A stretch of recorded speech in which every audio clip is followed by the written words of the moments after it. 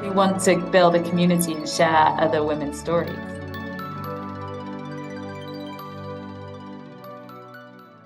Hi, everyone, and welcome to the She Who Leads podcast. Today, I have with me the wonderful Lisa Lesko, who is the Chief People Officer at Bristlecone. And today, we're talking about how small things can have big impact. So, Lisa, really nice to meet you. Thanks so much for joining us today. Nice to meet you too. I'm glad to be here and thank you for the opportunity. We're really excited to have the conversation, and I know you have a really interesting background in terms of career history. So, would love to just hear a bit about your background and how you've got to where you are today, if that's all right. Sure, sounds great. And I would say, when I first started out, it probably wasn't intentional, some of the career paths that I've taken, but I think, you look at everything as an opportunity and, what can actually kind of add to your experience set. And, I actually started, and I don't know if we spoke about this before, but I started as a career counselor. I was in kind of higher education before I even came into the corporate world.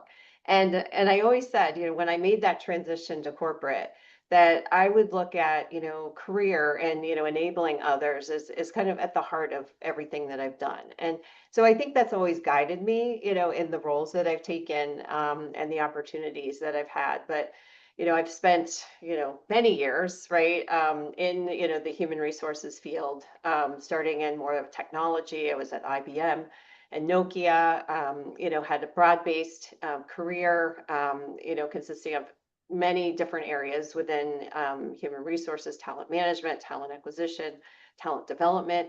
And I think at IBM, they really helped you to, try different things, right? And, to rotate to different opportunities. So it was a great, kind of, I would say, introduction, to the Mm-hmm. HR experience. Mm-hmm. But moved into other roles, went to Nokia, where I spent a good deal of time, and more talent, kind of associated roles. Decided to take a turn to go into consumer products and actually had some great experiences, at Avon products and Revlon.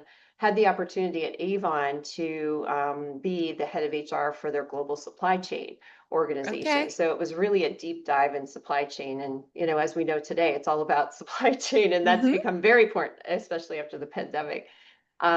So had spent some time in consumer products and then decided I had gotten some feedback early on that you've only been in large companies, that have a brand, and, might be interesting, right, for you to, take a turn in a startup.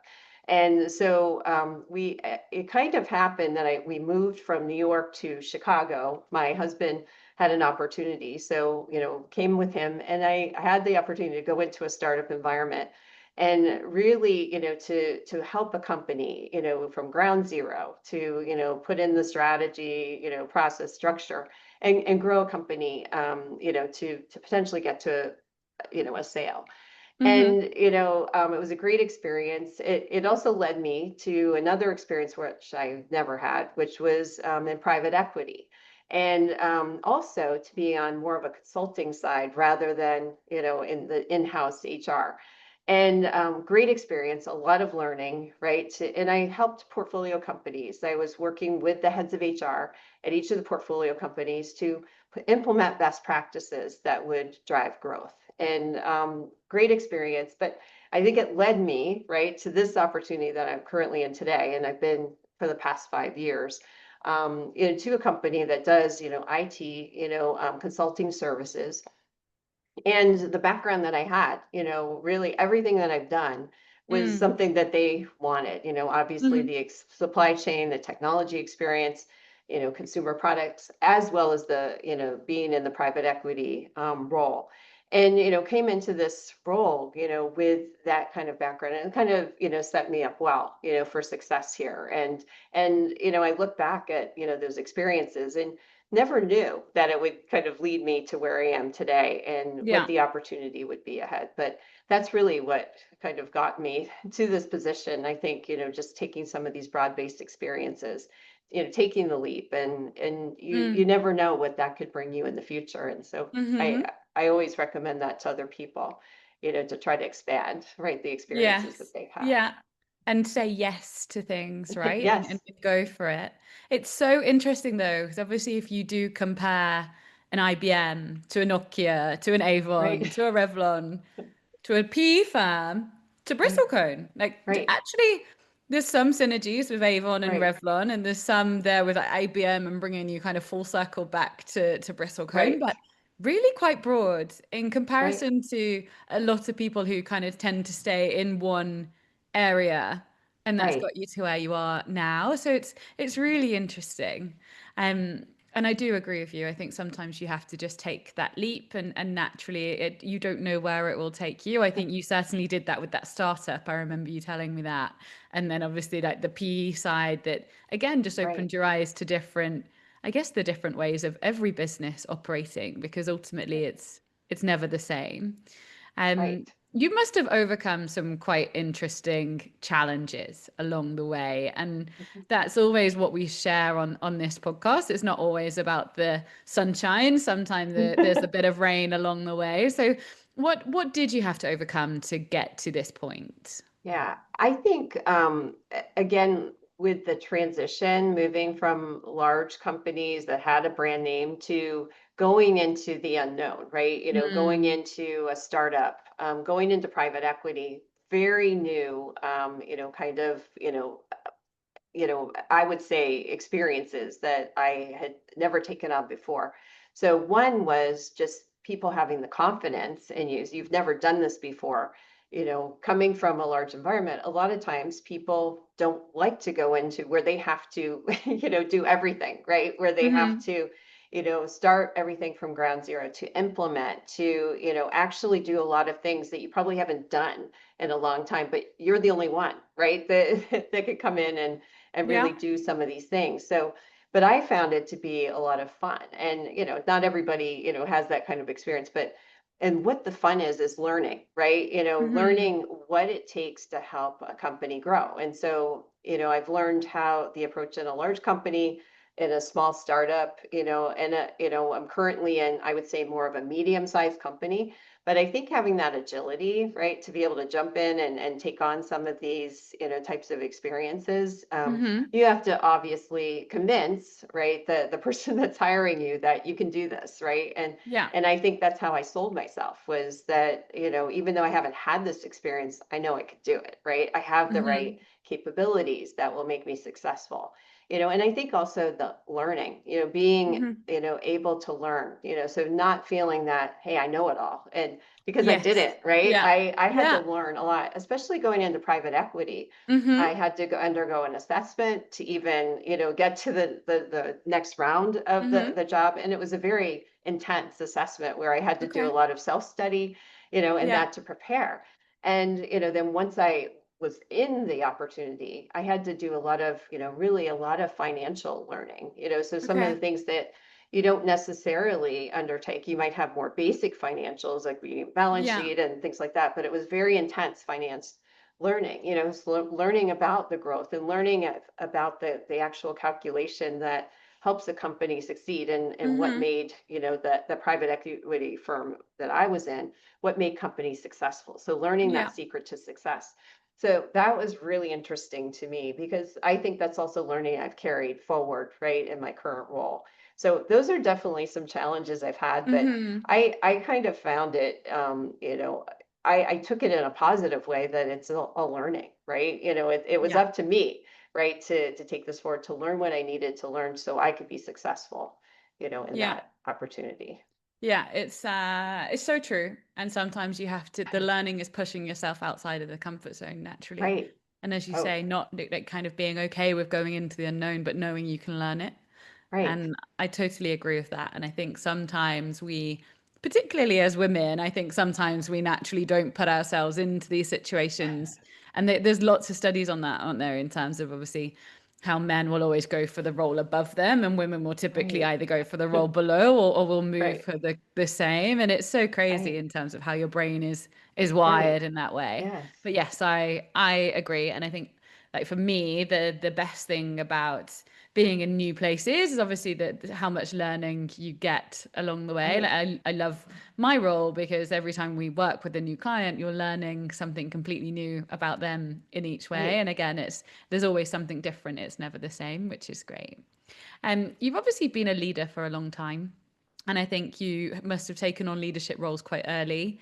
What's shaped your approach to leadership? What type of leadership style do you have? Sure. So I had mentors early in my Okay. career who guided me, and I still look up to Mm, today. And it was early on in IBM and Nokia, and I think they were strong proponents of, and I've become a strong proponent of, the servant leadership, mm, and it's really enabled me to build strong teams that are empowered, right, to do their yeah. best. And so, not only in my own function, but across the organization. Because I think when you set the stage and they see that your people are also, empowered, right, to Yeah. do what they do best, it's contagious, right? The organization sees that and they want the same. And really, it's helped us to build successful partnerships, right, with Mm-hmm. the business because we help people feel comfortable, like to take a risk, to give people opportunities. I don't need to be doing all the talking. I am not, and I made sure I have a team. I'm not the smartest in the room. Like I have people Yeah. around me that are very good at what they do, and I fully trust, right, that they will take Yeah. things forward and create that partnership with the business. And I think, they, in a sense, make me look good, right? Mm, Because, mm-hmm. because of Mm-hmm. their capabilities. For sure. And that's how I've always led. And I think it empowers. And my team, I'm not sure if we talked about this, but my team is entirely, all my direct reports are women. And, which is kind of, and it didn't happen Amazing. that way by, it was just, the right people for the right job for what I needed at the time. And we do have in my entire organization, of course, we have men in the organization, Mm-hmm. but Mm-hmm.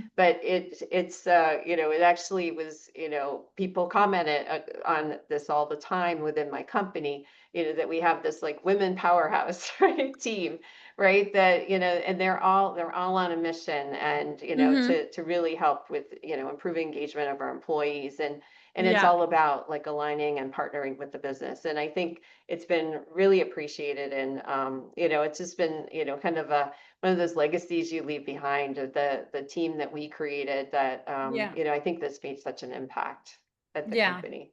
Yeah. And that leads us perfectly into what we're going to talk about today, right? Which is how small things can have big impact. And you walked into Bristlecone and there was 27% attrition in the business that was flagged from your leadership team, obviously, as to an area that needed to be tackled. And we didn't, I think there were question marks on like, what do we do here? Right, And that is a big percentage. And right. how many people were Bristlecone at the time? It was close to 2,600, I would say Okay. 2,600 employees, Yeah. at the So time. that percentage is a big number of your employees if it's such a small headcount. So Yes. how did you, let's go into this in a bit more detail. And I think Okay. people will find this really interesting, but what was the underlying factor here? And Sure. what did we do to kind of change that? Right. So, I joined Bristlecone. It was during the pandemic, right? So everyone was working from home, and I think everyone was trying to figure out the best way to engage and connect with employees, especially in a remote environment, right? And in this case, what we found as we dug in was managers, employees were not connecting. Okay. Managers, all they knew were to just direct and give tasks for employees to do. They were not connecting on more of a personal level and understanding what employees were going through. And, most of the employees at Bristlecone, are in India. And I'm Yeah. sure you remember the significant amount of, COVID, right? That was, Mm, kind of running through the families, yeah. including employees. And it was a very difficult, task. And people were Hmm. finding it now that they're trying to manage so much besides work, right? They're managing on a personal level. So managers were not connecting with them to find out what was the full picture, what's going on. Hmm. Employees were working day and night since they're always online. They were not able to find the balance, right, with their personal needs. So what we did, and it was intentional. We said, hey, we have to take a step back. We need to find a way, right, that we can kind of diagnose this, and be Mm-hmm. more prescriptive about what our employees need. So, but we said, this can't come, we can lead the program, but we need to engage our managers in this. Mm-hmm. And so we started a program called High Engage, and Yeah. this was all about really retraining managers on the role they play. So it was more than just ensuring the work gets done. It was actually having managers have one-on-one connects with each employee. And we said, we want you to have these connects. We even gave them a script to say, here are the conversations that you should be happening, some questions that you Mm-hmm. should ask. And then they were making an assessment. So basically, after that conversation, we had them also kind of do a red, amber, green. We called it the Okay. RAG model, in which they would actually record, is it red, or is this person at risk to leave the company, Okay. for certain reasons, whether it was for personal reasons, or, they couldn't find that balance, or not happy for whatever reason it was. Mm-hmm. But it really helped the managers focus on what was going on with each of their employees individually. And then, recording, red, amber, green.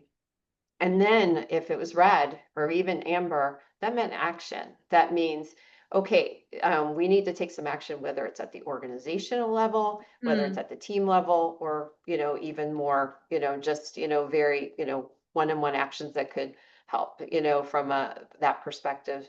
So in matter of a quarter, after actually retraining managers, getting them to have these conversations, we were able to predict, it was at that time 60% of attrition that was going to happen. And based on predicting this, we were able to take actions that helped prevent, so Great. rather than waiting until they said we're leaving, we would Yeah. get in front of it. And in one quarter, we brought the attrition down to 16%. So from 27% to 16%. And then we've been able to reduce it even Wow. further and sustain it over the past few years. So it's been now 3 years that we've been able to keep our attrition down to 12%. And Amazing. it's still at 12% today, and I think how we did this was really embedding this, this new process into our infrastructure, our processes. It became a way of working. And it definitely showed. I think employees, were happier. They were more engaged, right? Attrition obviously went down. So people were feeling that we were listening, right? And Mm-hmm. that we had their back. And so it made a huge difference, in retaining people, at Bristlecone. Yeah, it's amazing. And it's so true, right? The little things have such big impact. And I think Right. you fundamentally forget that your team are also human. And it's Right. just like they have needs too, right? And Right. it's I remember that time during the pandemic, and productivity for everybody was at 100%. But obviously you get Right. to a point where there's then burnout because Right. actually you can't physically do all of these things and live your life at the same time. So I get it, and I think it must have been an amazing achievement for you. What did the board say? How was Oh, that? well, I remember, I remember from the day I started, right, and my action that I had to take, Mm, and the board looking at me and saying, "What are you going to do about this?" So I knew this was all encompassing. This is yeah. what I needed to focus on. So I remember coming back to the board with the updated results, and we're, taking attrition down, by, a significant measure within a quarter. And I think they were actually in shock. And I Mm-hmm. think almost in disbelief, and Crazy. thinking, oh, this is just Mm-hmm. a trend, right? That there's just not a lot of jobs out there, and people are staying, they're wanting to stay. Yeah. So I knew that, okay, I can't just let a quarter, be a quarter. We needed to keep doing this. We needed to keep Mm-hmm. showing that this is intentional, that we've actually changed. And I even went Yeah. back to trends, right? I looked at trends of our attrition prior to my joining, and it was Mm. always cyclical, right? It would go Okay. spike and then cyclical, but it was Bonuses. always Yeah. high. It was always Yeah. very high. And so being able to show that trend, and then where we actually started to take this high engage program and make this, Mm. a broad-based program, to how it impacted attrition and how we've sustained. So I remember I decided, okay, let me give this another year, right? We'll take Yeah. this another year. So coming back to the board meeting, and I remember talking to the chairman of the board, and he finally believed me. He finally believed, Like, this is not a after I fluke. said, Yeah, he couldn't say it. this is So real. and then they even said, we should just take attrition off the table, right? You're always going to achieve this now. So it got to be like, you've established this as a baseline. Yeah, We we don't know have to you can worry do about this. this now. Yeah. Yeah. But I always worry about it, of course, right? Of I think course. you can never, but at least we have as our foundation, Yeah. something that works, a model that works and that we will continue to do. And, Mm. and we've been able to sustain. So we're now at the point we're sustaining attrition, right? Yeah. And if we can keep it Amazing. at this level, that's at the lowest of the industry now. Mhm. Mhm. That's the goal. Yeah, In my it's great. And I genuinely think from those small conversations with your boss, a bit like obviously you've got somebody that goes on maternity leave and they need a bit of right, flexibility when they come back, like things like that, which I know you in particular, and also at Bristlecone are a big advocate for like flexible working. And yes, I think the what kind of came out from you was also that element of trust. And you talked a little bit about that just right when you said about how you lead, because it's right, really that you need to like you help to boost others, but you also do that by giving them flexibility and by giving them right, empowerment to kind of feel like I'm not being clock watched here. I can do what right, I need to do on my time. And that fundamentally changes how a person works, I think, when they feel like you've got their support. But talk exactly. about that. And obviously I know there's like the values that we've talked about before, and there's like high performing, high like a high impact type person. But what does that mean for you? And obviously the flexible piece and building trust. Oh, yes. And when I joined Bristlecone, during the pandemic, I'm just kind of giving some history before we Mm, got to this flexibility. The CEO was new. I was the first hire in the company.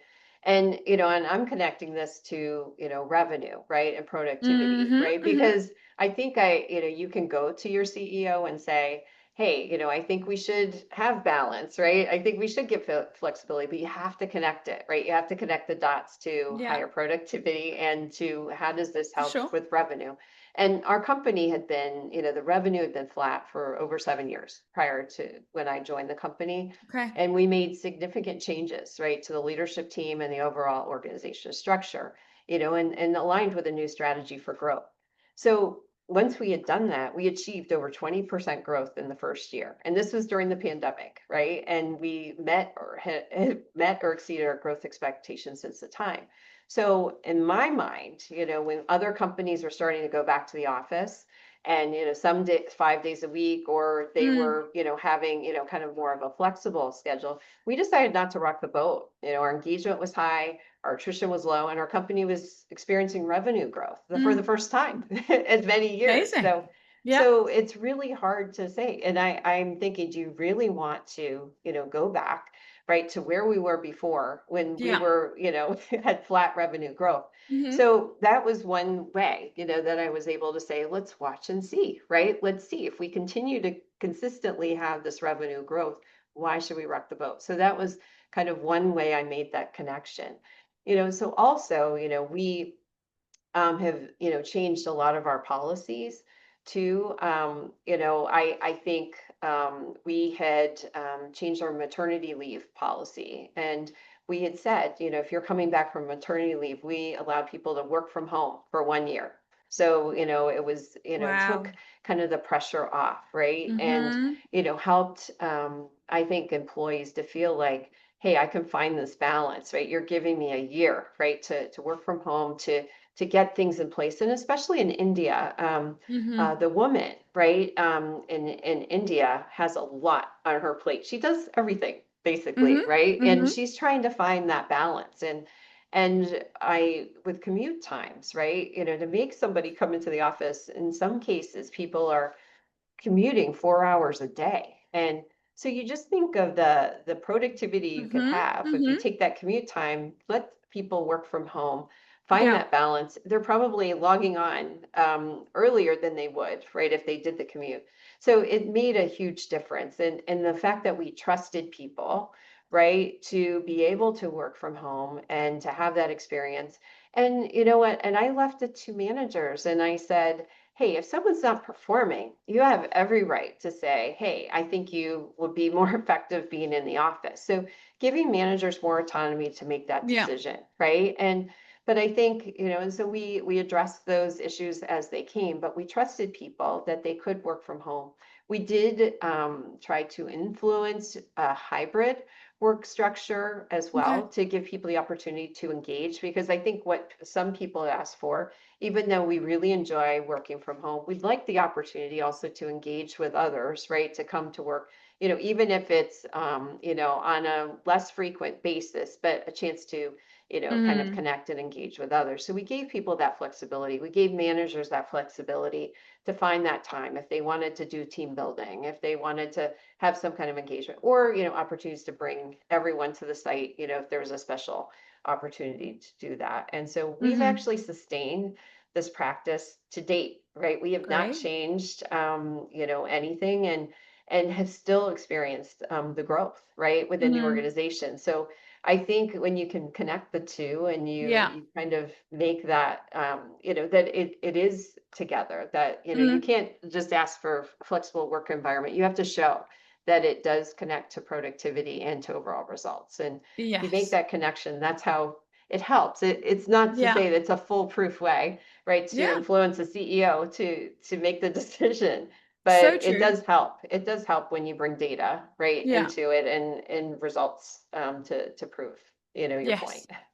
Yeah, I agree. And I think it does come back to that point that you made about obviously creating that trusting environment and to kind of having a shared sense of like community. I think that Right. is kind of what you're alluding to here, right? Everybody is on the same page. And if the productivity's up and everything's working, Right. then why can't we give you that sense of trust? But equally, Right. if we're seeing it the opposite way around, then naturally we have to have conversations around that, which Right. totally makes sense. What's the feedback been from your female employees with all of these changes? I imagine quite Oh, positive. oh, it's been very positive. In fact, when you look at overall attrition, so our overall attrition's at, 12%, our women attrition is even less than that. So we've Wow. been able to retain women employees.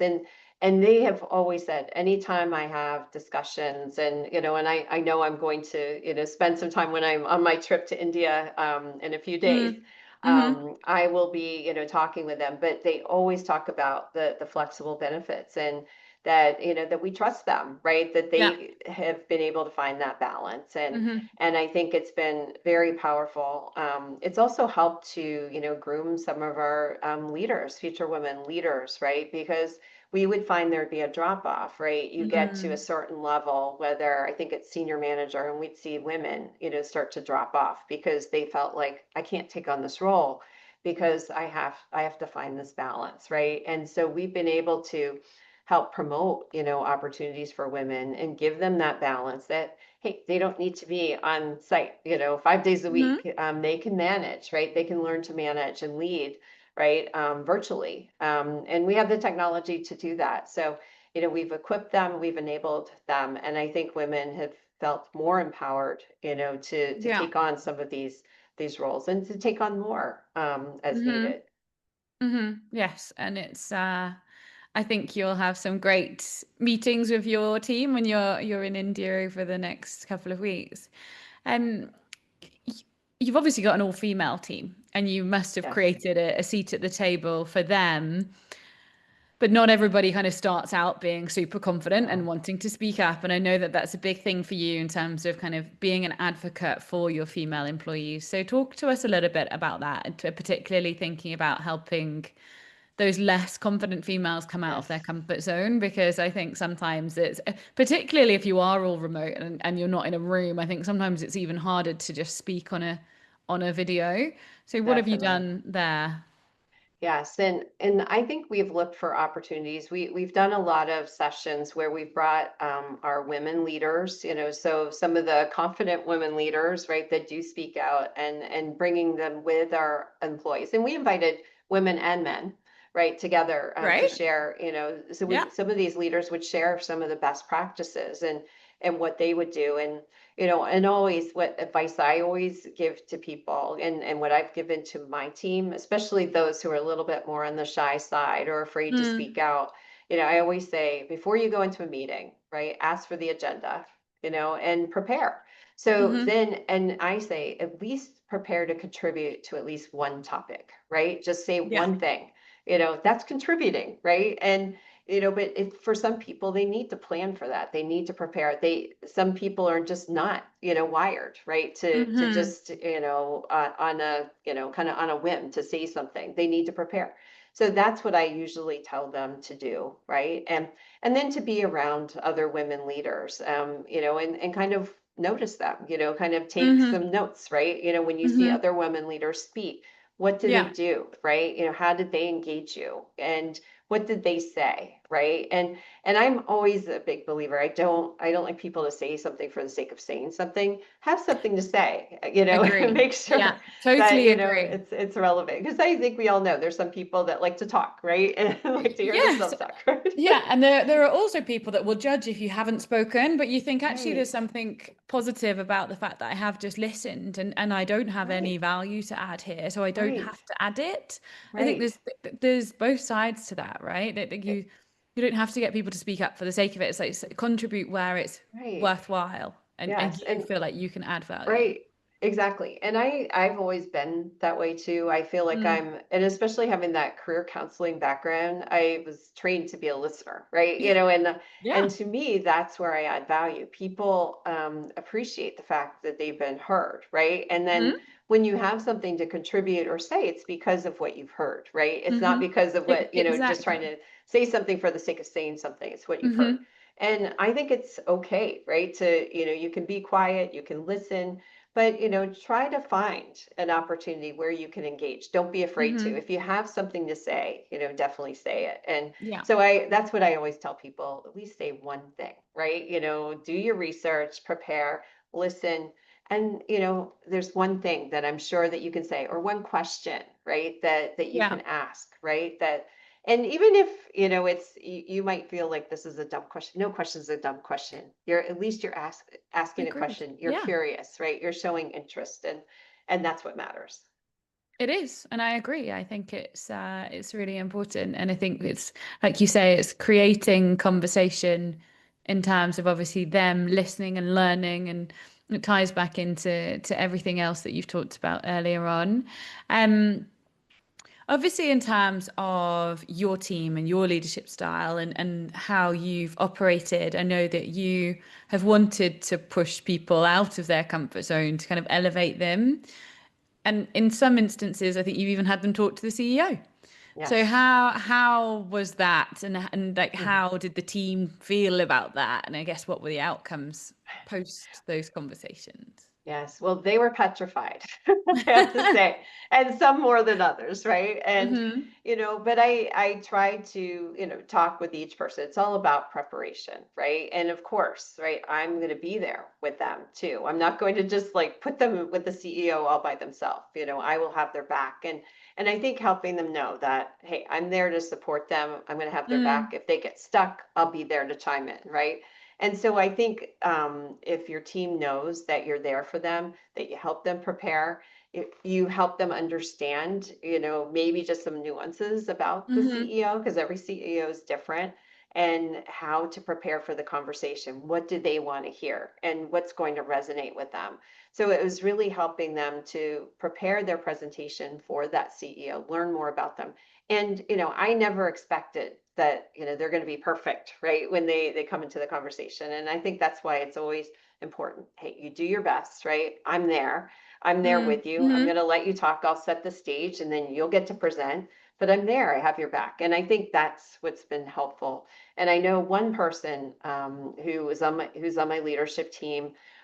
She was very shy when I first joined. She hardly spoke, and but I gave her many opportunities to be in Hmm. front of the CEO. And her and I were connecting the other day actually, and she said that she has always appreciated, right, the fact that I had the confidence in her that she, you know, could present, right, and she felt, you know, that, you know, even though she felt she was a little very nervous about it, and that I've seen her grow. Like I've seen her Of grow in course. how she participates, how she asks questions now, how, she is very confident in speaking with a CEO. And Mm-hmm. so it's been great to see that kind of development in her. And just, yeah, she was so appreciative. She said that she never would have thought she could ever do that. And, when you push people out of their comfort zone, sometimes it's all learning. It's good Yeah. for them. They learn from, if they make mistakes, it's okay. They learn from that and then they improve the next time.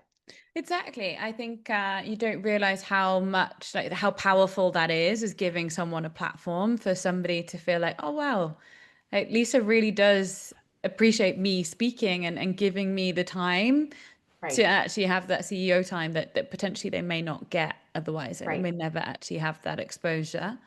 And how do you personally kind of get then your teams to drive the same leadership style and are they all following suit in terms of like building those types of partnerships across the business?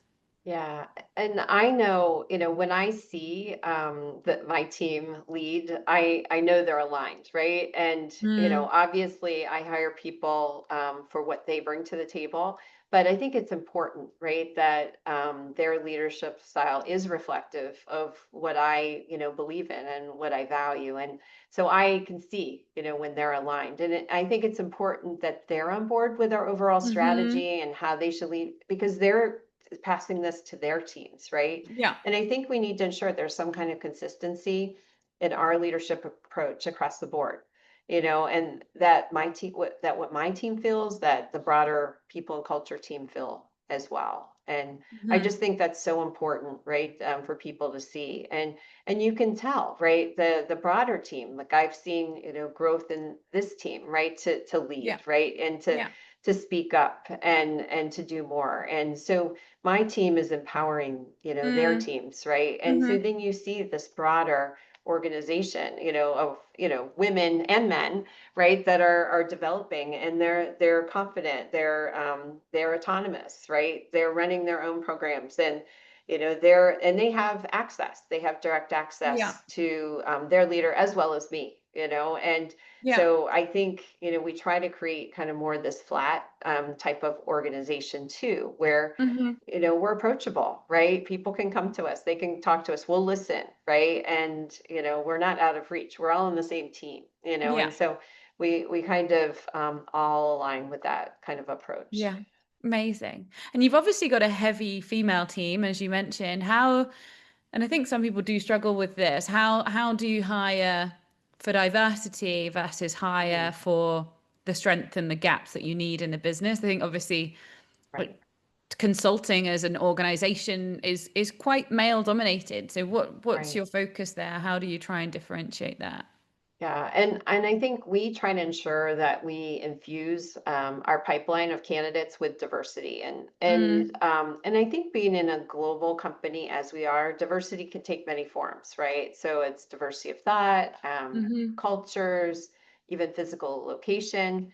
But at any rate, it's all about inclusion, right? And we want to make sure that we want to hire the best candidate, but if we fuel our pipeline with diversity, then we can ensure we hire someone who's the best candidate from Hmm. both a results standpoint and from a culture perspective. Yeah. Because I think we've established a great culture here. And I Hmm. think it's Hmm. very important, right, that someone who comes in aligns in it and with this culture as well, Yeah. right? And I think we create a culture where it values, right, inclusion, it values diversity. So then we Yeah. attract people that want to be a part of that culture. And so I think it's become a little contagious, and that's how we brought in, kind of different, people from different backgrounds and cultures as well. And it's really, been a positive, kind Hmm. of result, right? When you see the diversity we've created, and we've also increased our diversity numbers too.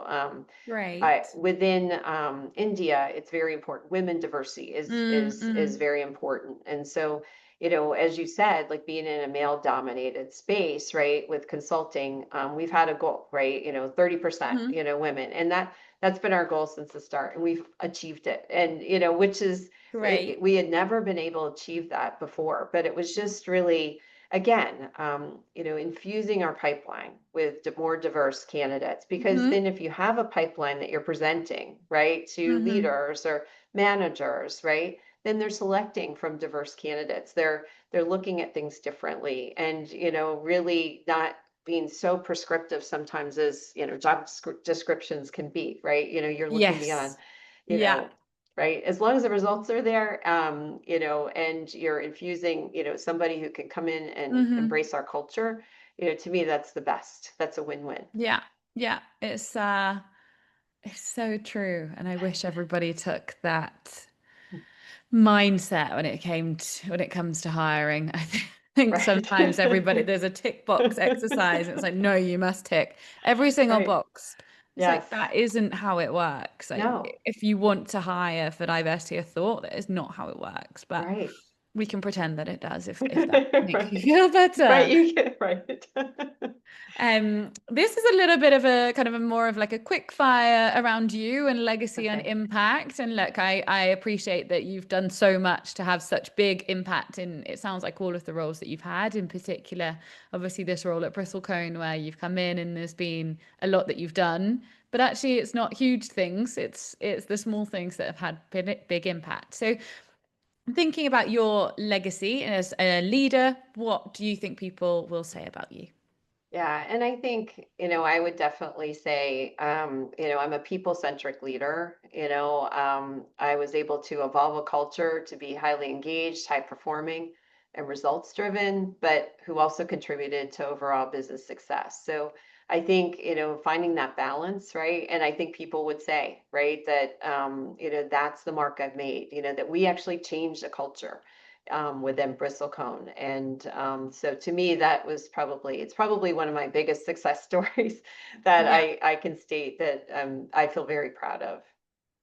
Amazing. And I agree. It should be. I think it's huge achievements for sure. And what advice would you give to women who are stepping into leadership but don't necessarily see themselves as a leader yet? Yeah, I think what I did, and I always tell others, find a mentor, right? I think someone that you can learn from, you learn more about their journey, which is always different. Everybody has a different journey to get where they are. Mm, But so people aren't so prescriptive, right? That you have to take these steps to be a leader. There's different ways that you can get there. I also think, and it was one thing I did too, early on in my career, is take leadership for a special project, right? And this is a way, right? So without taking the level or the next level, mm-hmm. it's a powerful way to learn how to lead and to engage a team to deliver. So it's an excellent stepping stone to get there, Yeah. and you learn so much from it, and you Mm-hmm. learn how to deal with all different kinds of team Mm-hmm. members, and the important thing is delivery. How are you going to deliver on the project, but how do you engage these people to deliver, and Yeah. when you have so many different personalities you're working with. So I think it's an excellent experience to get to take that Such a opportunity, great right? idea. Such a great idea. I love that. It's like a stepping stone, but not having to take the full leap. Really Right. clever. Yeah, you can test the waters a little Yes, bit. yes, and it shows that you're kind of eager and there's a bit of Right. want of the commitment to become a leader as well, right? Exactly. Just on the mentorship piece, because some people might not know how to go about that. What did you do to find your mentor? I think I was very fortunate. When I was at IBM, there were a lot of women leaders, right, Mm, that I had a chance to spend some time with, and and I think you find those leaders that kind of align with, this is the kind of leader I want to be. yes. And so I think, and it doesn't even have to be within your function. I think there's leaders that you see, right, across, but there's something about them, that, you feel like, and I think that's where I come from, this people-centric leadership, right? Where you find that balance, right? And I saw it working successfully, that, this can happen. And then also, for me, it was just having these powerful women that I could learn from that were successful, right? And what they did and how they did it. And it wasn't, I think, the style, the leadership style that they portrayed was more of a partner. It wasn't somebody who, felt like they had to come in and be the voice in the room and, Mm, mhm. kind of be very aggressive. I would say they were more kind of assertive, but confident, but also very approachable, Yeah. and very welcoming of, and so I think that helped to kind of foster, some of those relationships with the business Mhm. leaders, that and they were strong partners, right? So I think that kind of mentorship has really helped me. Yeah. And so I've always looked for mentors that kind of align with who do I want to be like, and who really made an impact with me. And so, I think it's just being open, right? Yeah. To, looking around, and I think you'll see it in front of you, right? And I think Yes. that's what's happened with me. Yeah, yeah, you absolutely will. And I think sometimes it's also then just taking that leap to talk to Yeah, someone, right? It's right. so true. Last question, Lisa, and I can't believe we're almost at the end, but what's one small thing that you believe every leader can do to have a big impact on their team? Yeah, I think listening, I think, and we were talking about this before, I think people want to be heard, right? And feel they're valued and that their opinions matter. And I think the more that you can kind of listen and, work with people, more one-on-one and understand them for who they Mm, are, and what matters, rather than a one-size-fits-all approach, I think that makes a huge difference. And I found that being, very successful, in my career, people feel they're heard. mm, And, mm-hmm. and we even have branded it here at Bristlecone, saying we have this culture of listening, right? And so I think across, not just for me, but my team, in the business Yeah, leaders, right? That we listen, right? And not only listen, but we respond, right? yeah, And we act. And so I yeah. think, but listening first is key, right? Yeah, it's such a big thing such a small thing that is a big thing to somebody that is often overlooked. Yes. And I can tell you're obviously a very human-centric leader. Yes. It matters to you who the people are that you're working with and how you can support them. And I think if everybody takes one thing away from this today, it really is that actually being that authentic leader Right. and listener is priceless. There's no cost to it, right? It doesn't Right. cost you anything. Also, it doesn't Right. cost you anything to trust your employees to work from home. Right. It's one of those Exactly. things where if you just have a bit of thought Right. around being human, Right. it should have big impact. So thank you so much for sharing everything. And honestly, it's been a real pleasure. I think there'll be a lot of learning here for many people along the way. So thank you very much.